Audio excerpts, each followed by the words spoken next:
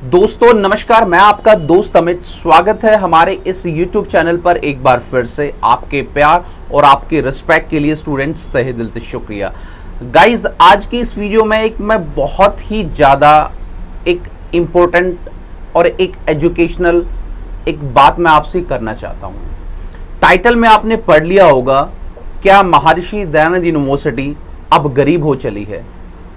ये सिर्फ एक सवाल है। आज इस विषय में मैं आपसे क्यों बात करना चाह रहा हूं, आप भी मुझे कमेंट करके बोलोगे कि सर आज आप किस टॉपिक पर, किस मुद्दे पर क्या है हमसे बात करना चाह रहे हो। मैं एक बात करना चाह रहा हूं कि जिस हिसाब से हरियाणा के अंदर कम से कम 10 या 12 यूनिवर्सिटी हैं जो बच्चों के भविष्य को, फ्यूचर को क्या शेप देती हैं, उनको डिग्री देती हैं, उनकी पढ़ाई कराती है, उनका एडमिशन कराती है। उनमें से कुछ 4 या 5 यूनिवर्सिटी बहुत फेमस है जहां से पूरे दिल्ली एनसीआर या पूरे देश के जो स्टूडेंट है वो अपना बैचलर ऑफ एजुकेशन का कोर्स क्या है करते हैं। अब पिछले कुछ टाइम से 2 साल के अंदर इतनी ज़्यादा यूनिवर्सिटीज़ जो है बच्चों की आंख में चोली का खेल खेल रही हैं, जहां पर बच्चे बहुत ज़्यादा परेशान हैं और बहुत ज़्यादा डिप्रेशन में जा चुके हैं। और एमडी यूनिवर्सिटी तो इसमें अपने इतने बड़े झंडे गाड़ दिए हैं कि उनको उखाड़ फेंकना बहुत मुश्किल है। अभी मैं क्यों बात कर रहा हूं कि हरियाणा के अंदर मोस्टली 4-5 यूनिवर्सिटी हैं जो बीएड के कोर्स के लिए बहुत फेमस है। पहली महर्षि दयानंद यूनिवर्सिटी, दूसरी चौधरी रणवीर सिंह यूनिवर्सिटी, तीसरी Kurukshetra university, Chaudhary Devilal university, Chaudhary Bansilal university और बाकी जो है मीरपुर यूनिवर्सिटी। तो गाइज, इन यूनिवर्सिटी में अगर मैं सबसे ज़्यादा जिक्र करूं कि पूरे हरियाणा के अंदर सबसे पुरानी और सबसे ओल्ड यूनिवर्सिटी कौन सी है, वो कुरुक्षेत्र यूनिवर्सिटी है या फिर महर्षि दयानंद यूनिवर्सिटी है।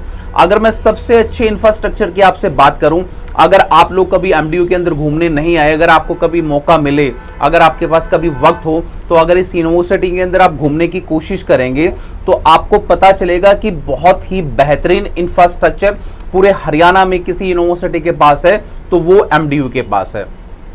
चौधरी रणवीर सिंह यूनिवर्सिटी और कुरुक्षेत्र यूनिवर्सिटी बहुत ज़्यादा इंफ्रास्ट्रक्चर उनके पास नहीं है, बट उसमें से कुरुक्षेत्र यूनिवर्सिटी काफ़ी पुरानी है। आज आप मुझे ये बोलोगे कि ये जो हिस्ट्री है अमित जी, ये हम लोगों को आज क्यों बताई जा रही है? मैं सिर्फ इसलिए बता रहा हूँ कि 2014 में चौधरी रणवीर सिंह यूनिवर्सिटी क्या इस्टेब्लिश हुई, ठीक है, और महर्षि दयानंद यूनिवर्सिटी 1976 में, और कुरुक्षेत्र यूनिवर्सिटी क्या है उससे भी थोड़ी सी पुरानी है। अब जब ये यूनिवर्सिटी जिनके पास जो फाइनेंशियली जो एड्स है वो भी बहुत कम मिलती है, जिनका जो है बिल्डिंग का, पूरी यूनिवर्सिटी का जो इंफ्रास्ट्रक्चर है वो भी बहुत डामाडोल है, तो ये जब सारी यूनिवर्सिटी अपने बच्चों के पास दोनों चॉइस दे रही हैं एग्जाम कराने को, चाहे वो ऑनलाइन एग्जाम दे सकते हैं चाहे वो ऑफलाइन एग्जाम दे सकते हैं, तो जब एमडीयू यूनिवर्सिटी के पास ये सारी की सारी चीजें हैं तो वो बच्चों के साथ आंख में चोली का खेल क्यों खेल रही है? कभी प्रैक्टिकल चेंज कर दिए जाते हैं, 2 दिन बाद उसकी डेट को फिर एक्सटेंड कर दिया जाता है, फिर एक नोटिस निकाल दिया जाता है, कभी एसओपी निकाली जाती है कि हरियाणा और दिल्ली या एनसीआर के बच्चों को छोड़कर सभी बच्चों के ऑनलाइन एग्जाम होंगे, इन बच्चों को हम लोग जो है ऑनलाइन एग्जाम नहीं देने देंगे, इनको ऑफलाइन एग्जाम देने पड़ेंगे। यार, मैं एक चीज़ पूछना चाहता हूं कि हरियाणा स्टेट के अंदर हरियाणा गवर्नमेंट हर यूनिवर्सिटी या यूजीसी यूनिवर्सिटी, हर स्टेट जो गवर्नमेंट है उसको अपने ही तरीके से क्या उसको हाँकने की कोशिश करती है। जब सारी यूनिवर्सिटी बच्चे की हेल्थ के बारे में, बच्चों के भविष्य के बारे में सोच रही है, तो यहाँ पर जो महर्षि दयानंद यूनिवर्सिटी है उसका क्या एक तात्पर्य है? देखिए, मैं हमेशा से ही एमडीयू यूनिवर्सिटी का बहुत बड़ा फैन रहा हूं और हूं मैं और रहूंगा, बट जिस प्रकार से ये अपनी हरकतें कर रहे हैं, जो इसका एडमिनिस्ट्रेशन या इसके जो वीसी साहब हैं या कंट्रोलर हैं या जो भी इस यूनिवर्सिटी को रन करते हैं, जो भी एडमिनिस्ट्रेशन इनको चलाता है, उनके पास समझ की बहुत कमी है। क्योंकि देश के अंदर, स्टेट के अंदर जब बाकी अदर यूनिवर्सिटी ऑनलाइन और ऑफलाइन दोनों चॉइस बच्चों को देने की कोशिश कर रहे हैं, या फिर कुरुक्षेत्र ने भी नोटिस निकाला है, चौधरी रणवीर सिंह यूनिवर्सिटी ने भी नोटिस निकाला है, तो ये यूनिवर्सिटी जो है हमारी महर्षि दयानंद यूनिवर्सिटी, ये किस कुंभकर्ण की नींद में सो रही है? यार, इनको नहीं लगता कि बच्चे जो, आपको पता है कि एमडीयू के अंदर हरियाणा और जो दिल्ली एनसीआर की जो स्टूडेंट है वो बहुत बड़ी मात्रा में बीएड या एमएड या फिर बाकी अदर कोर्सेज करते हैं। तो जिस हिसाब से थर्ड वेव भी आनी स्टार्ट हो गई है और अभी इनके एग्जामिनेशन का कोई अता पता नहीं है, सिर्फ एसओपी निकाली कि इनको ऑफलाइन देना है और इनको ऑनलाइन देना है, तो ये जो एक कहानी जो सुनाई जा रही है, इस कहानी पर मुझे बिल्कुल भी यकीन नहीं है और इस कहानी को मैं बिल्कुल भी लाइक नहीं करता। मेरे ये एक पर्सनल व्यू है, आपके व्यू क्या है गाइस, वो एक मैटर अलग है। आप इसको अच्छा भी मान सकते हो, इसको बुरा भी मान सकते हो, पर जिस हिसाब से पूरे देश के अंदर कोविड ने अपनी तलवार जो है सभी के कंधों पर लटका दी, तो वहां पर इस प्रकार की स्ट्रेटेजी जो फेल हो रही है, वो सीधा सीधा सवाल क्या है, यूनिवर्सिटी के एडमिनिस्ट्रेशन पावर पर है। क्या वो देख नहीं सकते कि हरियाणा के अंदर बाकी कितनी और जो यूनिवर्सिटी है वो सही तरीके से वर्क कर रही हैं, पर ये अपने एग्जाम की एसओपी में हर टाइम चेंजेस कर रहे हैं? बच्चों के एग्जाम क्यों नहीं ले रहे? क्या पैसा ज्यादा आपका खर्च करना पड़ रहा है या पैसे की आप लोगों के पास कमी है? जब इतना बड़ा इंफ्रास्ट्रक्चर है, इतनी ज्यादा फीस आप लेते हो, इतनी ज्यादा लेट माइग्रेशन की फीस आप बच्चों की चार्ज करते हो, इतनी ज्यादा फीस आप लेते हो, कभी रीअपीयरमेंट की फीस आप लेते हो, तो वो सारा का सारा जो पैसा है वो यूनिवर्सिटी के पास तो रहता होगा ना। तो यार मैं रिक्वेस्ट करना चाहूंगा कि बच्चों के भविष्य के साथ देखिए यूनिवर्सिटी जी इस प्रकार का खिलवाड़ ना किया जाए।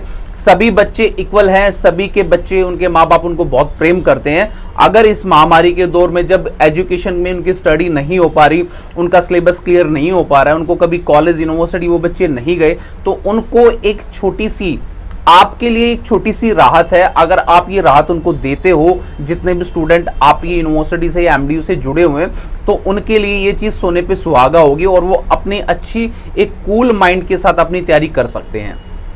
तो कहने का मतलब ये है कि गाइस की बाकी सभी यूनिवर्सिटी बच्चों को ऑप्शन दे रही है, एमडी क्यों नहीं दे रही है? लगातार 15-20 दिन से यूनिवर्सिटी के अंदर काफी बच्चे अपना धरना प्रदर्शन भी कर रहे हैं कि हमारे एग्जाम भी ऑनलाइन होने चाहिए, बट यूनिवर्सिटी अभी तस से मस कोई नहीं ले रही है।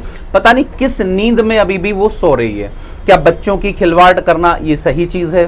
क्या देश में, क्या एक राज्य में, एक स्टेट में हर यूनिवर्सिटी का अलग अलग नियम कायदा होना वो एक सही बात है?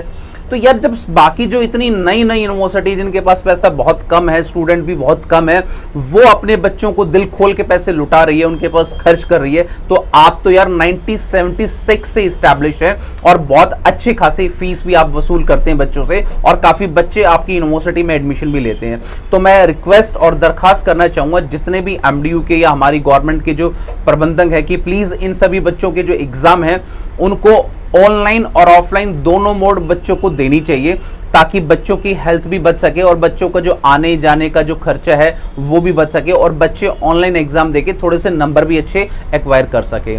अब इसके लिए कोई ज़्यादा खर्चा तो नहीं होने वाला है। अब क्योंकि किसी भी आईटी कंपनी को, मान लो आप ऑब्जेक्टिव क्वेश्चन नहीं देना चाहते, चलो ठीक है जी, मान लिया पिछली बार आप लोगों ने जो ऑनलाइन जो एग्जाम कराए वो ऑब्जेक्टिव आपने करा दिए। जब आप सभी बच्चों के अभी घर बैठ के 5 क्वेश्चन बच्चों को करने हैं, वो बच्चे कर सकते हैं, उसमें कोई दिक्कत नहीं है, आराम से अपना शीट वगैरह पे लेके यूनिवर्सिटी को दे देंगे, इतना अच्छा इंफ्रास्ट्रक्चर है। तो वहां पर क्या है, एक प्रेज की जाएगी कि भाई एमडी, जब दिल्ली यूनिवर्सिटी भी अपने बच्चों के ओपन बुक से एग्जाम ले रही है या बाकी और आईपी यूनिवर्सिटी ले रही है, बाकी बहुत सारी यूनिवर्सिटी ऐसा वर्क कर रही हैं, तो एमडीयू को तो ऐसा बिल्कुल भी नहीं करना चाहिए।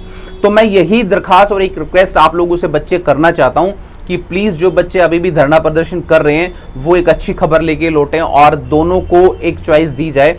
और आगे यूनिवर्सिटी का क्या स्टैंड रहता है एग्जामिनेशन को लेके, क्या ऑनलाइन होंगे ऑफलाइन होंगे सभी के लिए, वो अभी देखने वाली बात है। उस खबर पर हमारी पूरी नज़र रहेगी और जैसे भी एमडी यूनिवर्सिटी की तरफ से कोई भी एक लेटेस्ट नोटिफिकेशन आता है तो उस पर हम लोग जरूर जो क्या स्टूडेंट चर्चा करेंगे।